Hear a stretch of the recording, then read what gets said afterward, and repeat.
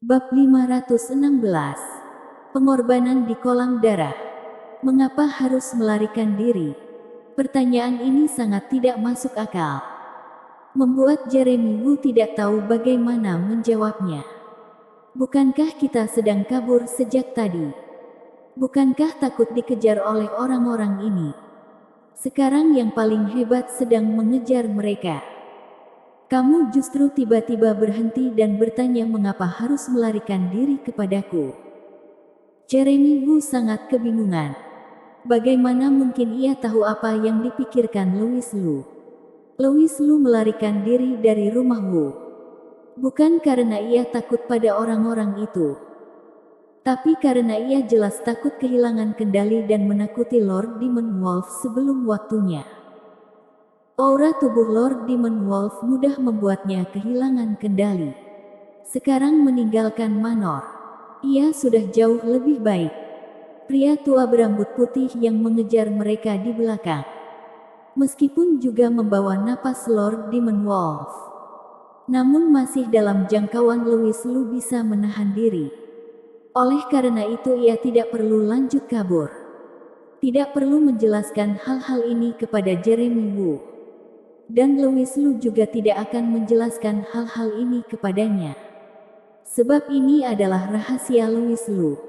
Dasar kamu orang sialan. Serahkan nyawamu padaku.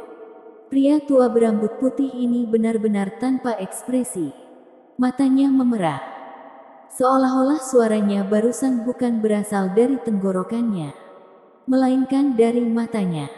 Benar-benar adalah boneka. Yang mulia. Kemampuan orang ini sebanding dengan tahap akhir tahap Gold Core. Kamu membawa beban sepertiku sama sekali tidak bisa kabur.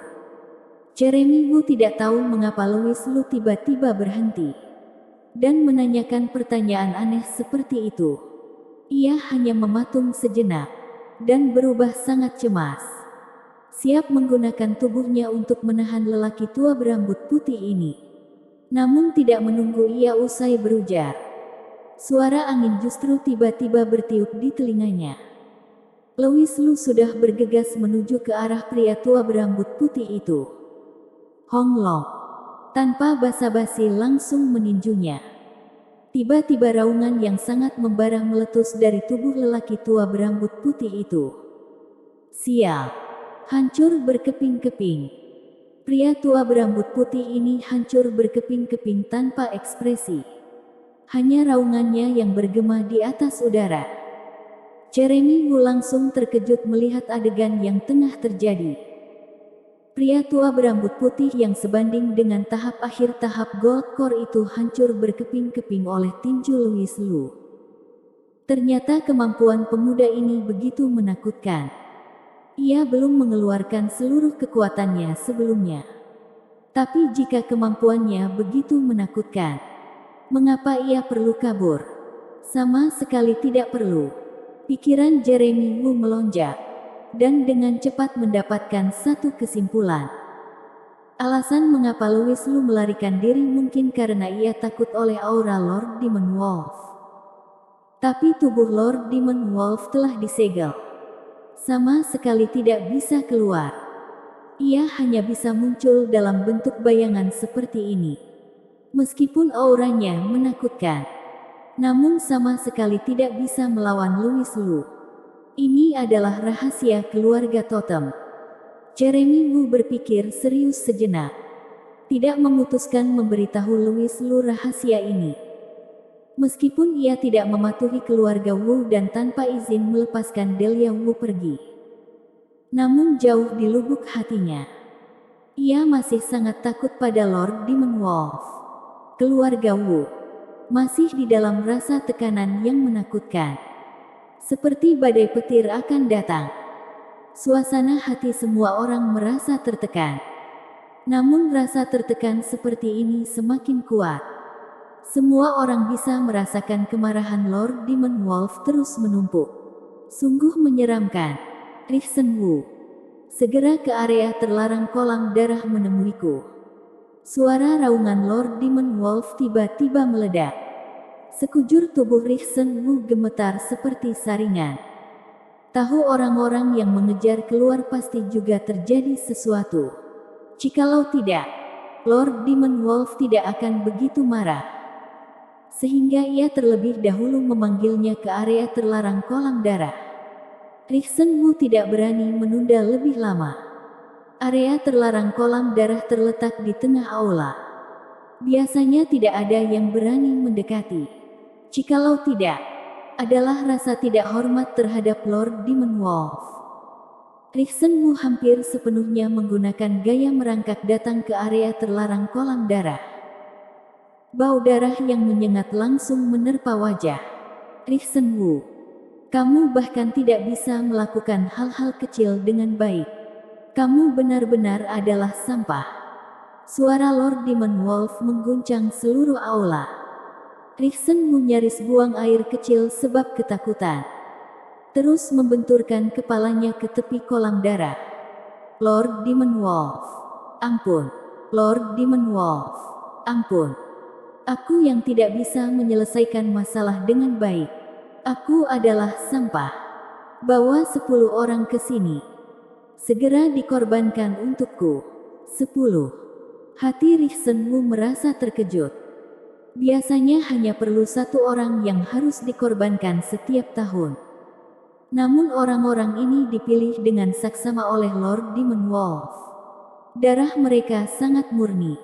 Tahun ini giliran Delia Wu. Siapa sangka akan terjadi masalah seperti ini. Sekarang Delia Wu melarikan diri. 10 anggota keluarga Wu harus dikorbankan sebagai gantinya. Rixen Wu berujar, Lord Demon Wolf. Tolong beri aku sedikit waktu lagi. Aku pasti akan menangkap Delia Wu dan menyelesaikan pengorbanan dalam waktu yang ditentukan. Aku tidak punya kesabaran untuk menunggu lebih lama lagi. Segera lakukan apa yang aku katakan. Atau kamu akan menjadi orang pertama untuk pengorbanan. Mengerti? Mengerti. Aku akan segera melaksanakan masalah ini. Rixen Wu ketakutan. Dengan cepat melarikan diri dari aula. Dan membawa kembali 10 anggota keluarga Wu dengan efisiensi yang sangat tinggi. Mereka telah menebak sesuatu. Semuanya tengah gemetar hebat. Terdiri beberapa dari mereka yang merupakan penganut fanatik Lord Demon Wolf. Merasa bisa mempersembahkan diri kepada Lord Demon Wolf adalah suatu kehormatan. Sehingga mereka gemetar karena kegirangan. Dan kebanyakan dari mereka tengah merasa ketakutan. Biasanya mereka mungkin akan berteriak. Siapa yang bisa menjadi manusia favorit Lord Demon Wolf adalah sebuah kehormatan besar. Namun ketika giliran mereka tiba, mereka semua justru sangat ketakutan. Rixen Wu tidak peduli mereka senang atau takut. Dan berujar dengan kejam. Lompat. Bang bang bang. Beberapa penggemar fanatik melompat ke kolam darah tanpa merasa ragu. Dan saat mereka masuk ke dalam jangkauan kolam darah, tubuh mereka dihancurkan oleh kekuatan aneh. Mereka berubah menjadi kabut darah dan terjatuh ke bawah. Orang yang tersisa, yang benar-benar merasa ketakutan, melihat pemandangan ini. Kaki mereka berubah lemes sebab ketakutan. Organ di dalam tubuh mereka seperti akan meledak. Turun. Rixen Wu melempar mereka satu demi satu tanpa ampun. Teriakan histeris terus terdengar. Namun tidak berlangsung lama. Kabut darah menyebar. Semuanya menjadi sunyi. Di bagian paling bawah kolam darah, ada benda berbentuk cakram dengan jejak jimat aneh terukir di sekelilingnya. Jejak jimat lainnya telah menyala. Hanya menyisakan yang terakhir. Dengan pengorbanan orang-orang ini, jejak jimat terakhir akhirnya menyala juga. Di tengah cakram, sepasang mata serigala ganas perlahan muncul. Bersambung.